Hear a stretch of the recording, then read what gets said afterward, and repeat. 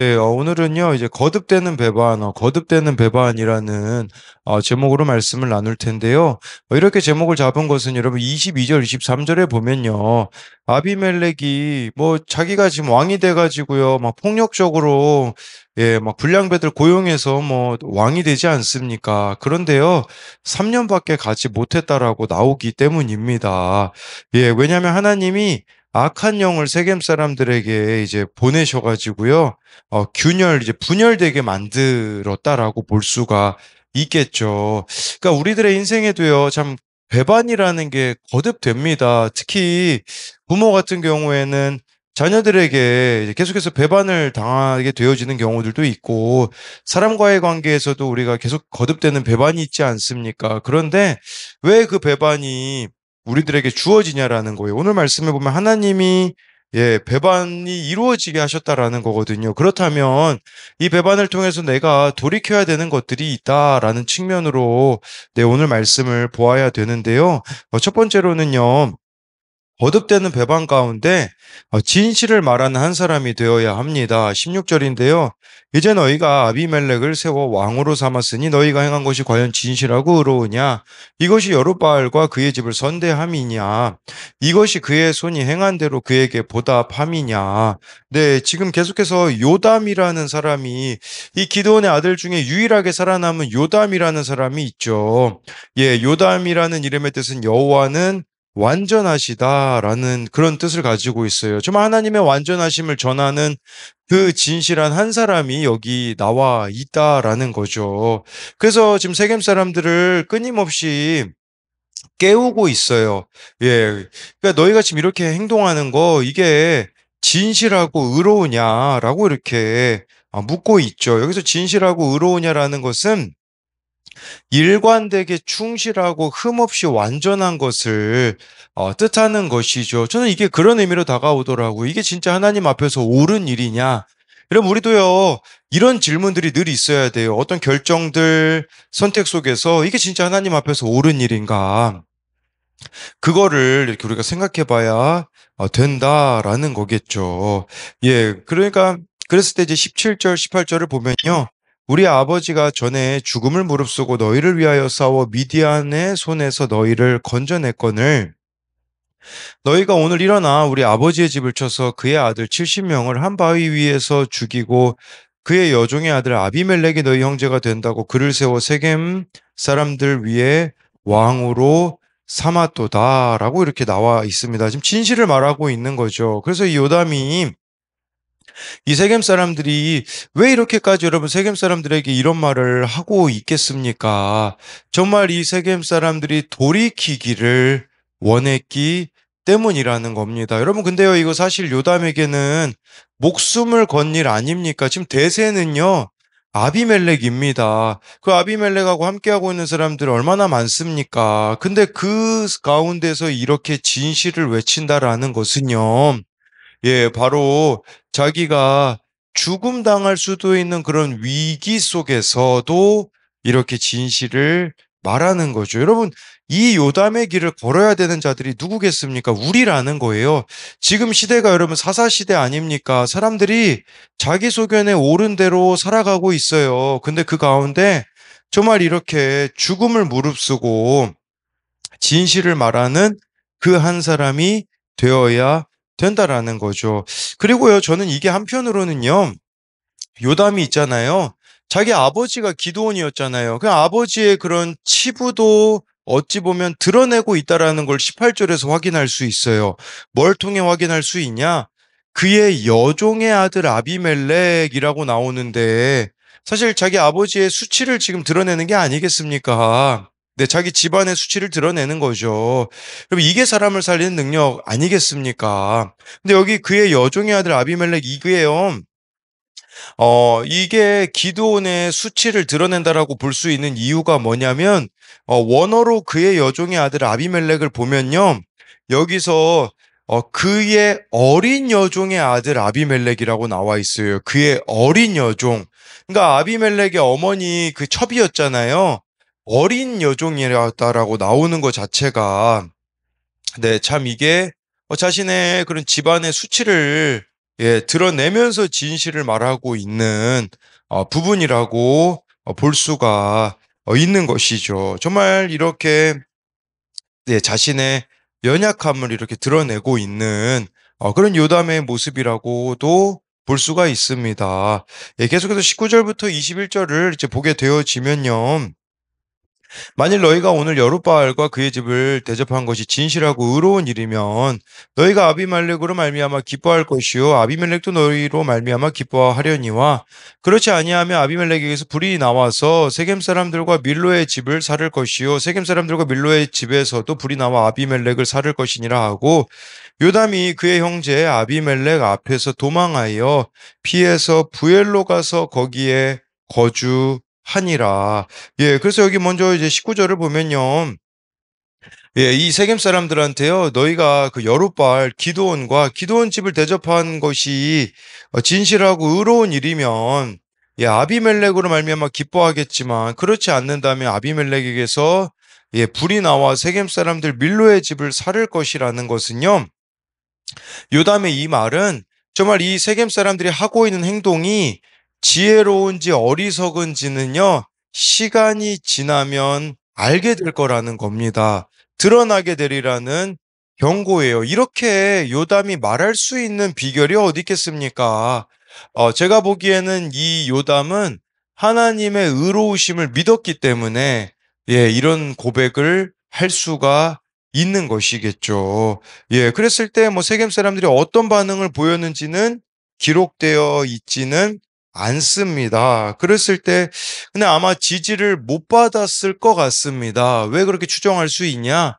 21절에 보면 요담이 그의 형제 아비멜렉 앞에서 도망가서 부엘로 가서 이 부엘이라는 뜻은요. 우물이라는 뜻입니다.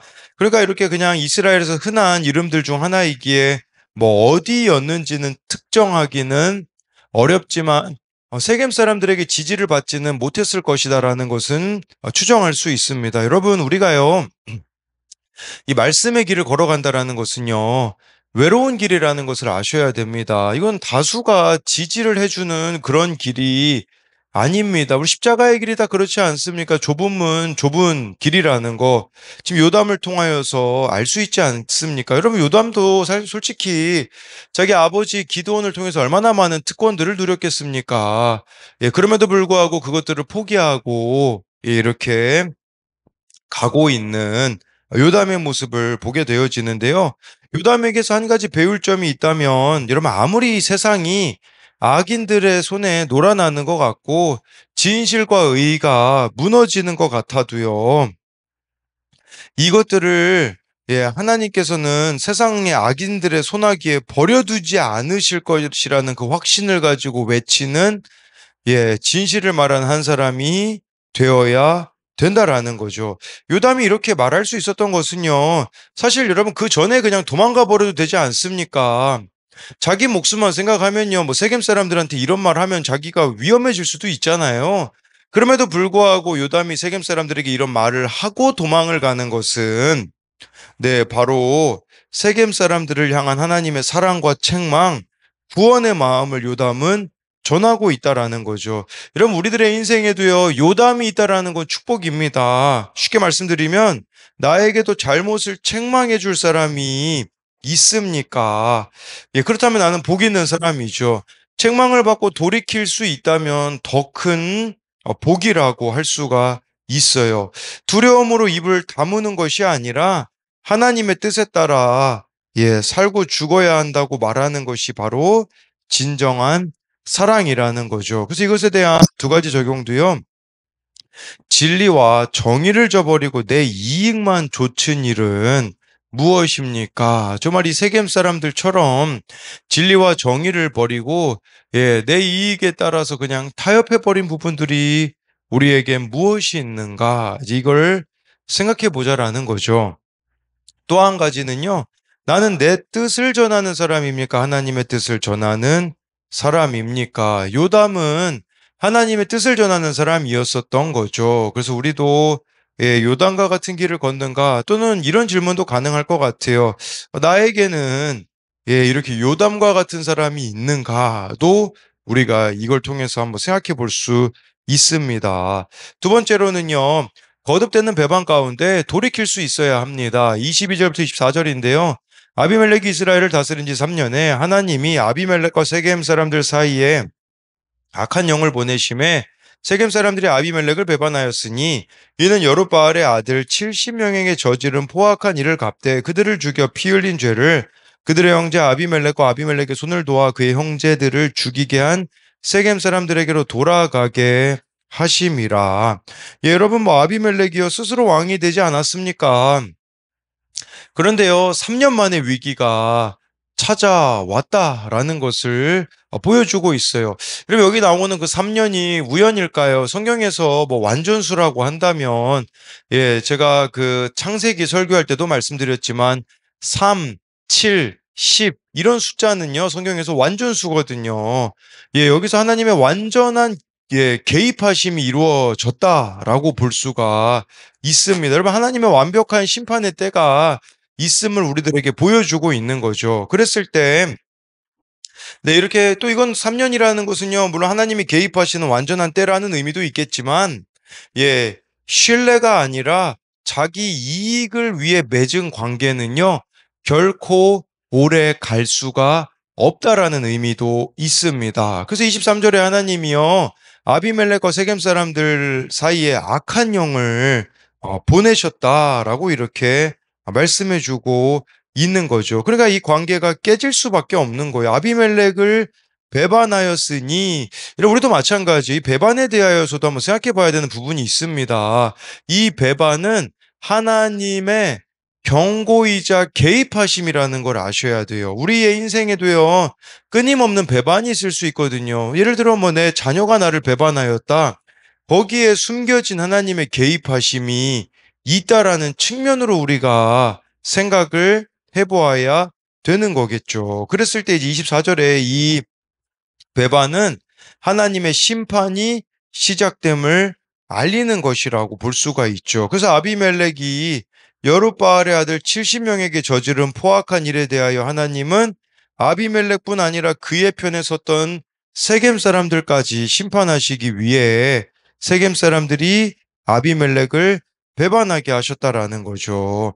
여러분, 하나님이 아비멜렉의 죄악을 갚으시는 방법은 바로 그 악인들이 그 악함으로 자멸하게 하신다라는 것을 볼 수 있어요. 그래서 이 관계에 균열이 생기기 시작하죠. 그게 또 25절에 보면요. 세겜 사람들이 산들의 꼭대기에 사람을 매복하여 아비멜렉을 엿보게 하고 그 길을 지나는 모든 자를 다 강탈하게 하니 어떤 사람이 그것을 아비멜렉에게 알리니라. 여러분, 이처럼 이해타산으로 맺어진 관계는요, 문제가 뭔 줄 아십니까? 상대방의 약점을 기가 막히게 알고 있습니다. 예, 그래서 그 기가 막힌 약점을 가지고 지금 공격하고 있는 거거든요. 이 세겜 사람들이요, 산 꼭대기 사람을 매복시켜 먼저는 아비멜렉을 엿보게 하고요, 길 지나가는 모든 사람을 다 강탈하게 했어요. 이게 뭘 말하는 거냐? 예, 바로 아비멜렉의 약점을 세겜 사람들이 지금 붙잡고 늘어지고 있다라는 거예요. 여러분, 이걸 아셔야 됩니다. 예, 여기 보면요. 세겜은 무역의 요충지로서 많은 사람이 지나가는 길목이었기 때문에, 예, 이 전략은 매우 효과적이라는 거죠. 그렇기 때문에 정말 여기 이렇게 길목을 지금 이렇게 강탈하게 되어지니까 그로 인하여서 수많은 상인과 여행자들이 여기를 이 지역을 피해 갈 수밖에 없죠. 그러니까 이게 무역으로 통과하는 자들이 안전을 보장할 수 없게 되어지니 바로 아비멜렉의 통치권은 타격을 입을 수밖에 없는 거예요. 그러니까 이게요, 아비멜렉의 자존심을 상하게 하는 일이거든요. 지금 세겜 사람들이 그걸 하고 있는 것이에요. 예, 그래서 정말 이런 이해타산으로 맺어진 관계는 결국은 서로의 약점 붙들고 싸우는 싸움이 되어진다라는 것을 볼 수가 있죠. 그때 또 세겜에 다른 사람이 일어납니다. 28, 29절에 보면요. 에벳의 아들 가알이 이르되 아비멜렉이 누구며 세겜은 누구기에 우리가 아비멜렉을 섬기리요. 그가 여룻바알의 아들이 아니냐. 그의 신복은 수불이 아니냐. 차라리 세겜의 아버지 하몰의 후손을 섬길 것이라. 우리가 어찌 아비멜렉을 섬기리요? 이 백성이 내 수하에 있었더라면 내가 아비멜렉을 제거하였으리라 하고 아비멜렉이 이르되 내 군대를 증원해서 나오라 하니 이 에벳의 아들 가알이라는 사람이 또 세겜에서 일어나서요. 아비멜렉이 누구냐? 세겜이 누구기에 그 아비멜렉을 섬기리요? 여룻바알의 아들이 아니냐라는 게 무슨 말이겠습니까? 그러니까 100% 세겜 사람이 아니다. 이제 이런 의미를 가지고 있는 거죠. 그러니까 하몰의 후손인 세겜의 순수 혈통을 가진 자기를 섬기라고 이 에벳의 아들 가알이 일어났다라는 거죠. 만약 세겜이 자기 자신을 섬겼다면 자기는 아비멜렉을 제거하였을 거라면서 아비멜렉 군대와 붙어보겠다라고 큰 소리를 칩니다. 여기 28절에 그의 신복, 이가 이제 신복은 스불이 아니냐, 이 스불이 이 모든 일을 듣고 그 뒤에 내용에 보면 아비멜렉에게 이렇게 사람을 보내가지고 이 소식을 알리는 장면이 나오거든요. 그러니까 여기서 지금 가알과 스불을 통해서 우리가 생각해 볼 수 있는 부분은 뭐냐면 가알은요 불만을 이용해서 야망을 이루려고 하고요. 스불은 자기 이익에 따라서 이렇게 배신하는 장면이 나와 있습니다. 좀 저는 그런 생각을 좀 해보게 되어져요. 다들 지도자가 되려고는 하는데 정작 백성들에게는 관심이 하나도 없어 보이는 이들의 모습을 여기서 우리가 한번 생각해 볼 수가 있겠죠. 그리고 좀 끊임없이 배신이 이 세겜 지역에서 일어나고 있다라는 것은 뭘 말하는 거겠습니까? 이 배신을 통해 결국은 이들은 심판과 같은 사건이 이루어지게 되거든요. 여러분, 우리들의 삶에도 배신이 일어나고 심판과 같은 일이 일어난다면 그것은 하나님이 나의 구원을 위해 나를 죄에서 돌이키라고 허락하시는 일이라는 것을 기억하셔야 돼요. 그렇기 때문에 거듭되는 배반 가운데 왜 이 배반을 하나님이 허락하셨을까? 거기서 하나님은 내가 어떤 부분들에 대하여 돌이키기를 원하시는가? 그걸 우리가 생각해 볼 수가 있어야 되는 거예요. 저도 예전에 외부 사역들을 참 많이 했거든요. 근데 외부 사역이요. 이렇게 거듭되는 배반처럼 결국에는 정리할 수밖에 없었습니다. 왜냐하면 그 모임 자체가 저를 드러내기 위한, 인정받기 위한 사역이었기 때문에 결국에는 할 수 없게 되어질 수밖에 없는 것들이 있었거든요.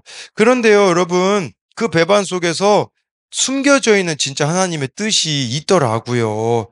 여러분, 그걸 발견하셨으면 좋겠습니다. 그 가운데 정말 내가 어떤 부분들이 좀 돌이켜야 되기 때문에 이 일을 하나님이 허락하셨는가를 생각해 보게 되어진다면 내가 하나님을 배반하고 있는 걸 발견하게 되실 겁니다. 이걸 아셔야 돼요. 사람에 대한 배반을 당함으로써 내가 하나님께 대하여 이 부분을 놓치고 있구나. 그걸 발견하게 되실 거예요. 그래서 그걸 발견하는 은혜가 여러분 가운데 있기를 소망합니다. 그래서 이것에 대한 두 가지 적용 질문은요. 하나님 없는 세상과의 불의한 연합으로 심판 가운데 있지는 않습니까? 또 한 가지는요. 누군가와 사이가 틀어진 일이 있습니까? 그런 심판 같은 사건이 나를 죄에서 돌이키시려는 하나님의 사랑임을 믿습니까? 기도하겠습니다. 살아계신 하나님, 저에게 거듭되는 배반은 정말 저에게 맡겨진 청소년들이 최근에 바뀌지 않는다라고 여겨지는 부분이었습니다. 그런데 그 가운데 하나님께서 저를 돌아보게 하신 것은 내가 본질을 놓치고 있기 때문이라고 가르쳐 주셨습니다. 내가 청소년들에게 정말 이렇게 말씀 묵상하는 법, 말씀으로 인도함 받는 법을 가르치고 있지 않기 때문이라고 하나님께서 저를 돌이키게 하신 것처럼 하나님, 우리 각자에게도 거듭되는 배반이 있습니다. 그 거듭되는 배반의 사건 속에서 내가 하나님을 배반하고 있는 것이 무엇인가? 또 그 가운데 하나님께서 내가 무엇을 깨닫기를 원하시는가를 발견할 수 있는 지혜와 은혜를 우리들 가운데 허락하여 주옵소서. 그리하여서 하나님, 우리가 또 세상 가운데 요담과 같은 사람이 되기 원합니다.